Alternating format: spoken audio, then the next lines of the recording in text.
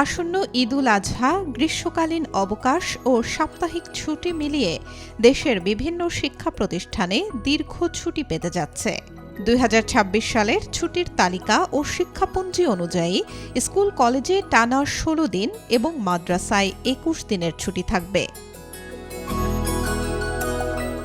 তালিকা অনুযায়ী প্রাথমিক, নিম্ন মাধ্যমিক ও মাধ্যমিক বিদ্যালয়ে গ্রীষ্মকালীন অবকাশ ও ঈদুল আজহার ছুটি শুরু হবে ২৪ মে রোববার থেকে এবং শেষ হবে ৪ জুন বৃহস্পতিবার। তবে ছুটির আগের দুদিন এবং পরের দুদিন শুক্রবার ও শনিবার সাপ্তাহিক ছুটি থাকায় শিক্ষার্থীরা মোট ১৬ দিনের বিরতি পাবে।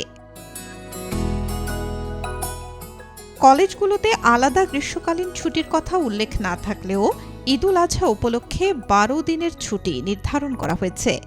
এখানেও ছুটির আগের দুদিন এবং পরের দুদিন শুক্র ও শনিবার সাপ্তাহিক ছুটি, ফলে টানা ১৬ দিনের ছুটি মিলছে কলেজগুলোতে।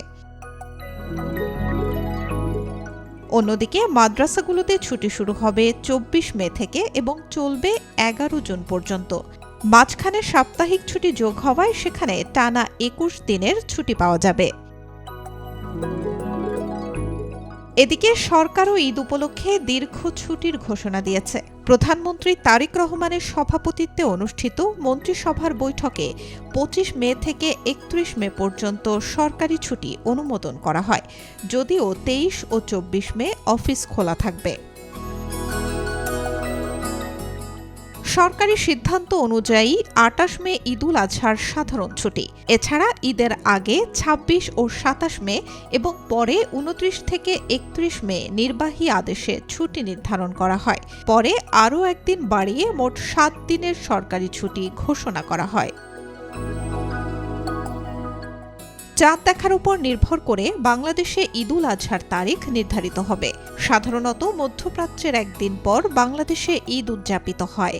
সেই হিসেবে মধ্যপ্রাচ্যের ২৭ মে ঈদ হলে বাংলাদেশে ২৮ মে ঈদ উদযাপনের সম্ভাবনা রয়েছে। Desk report, B news 24।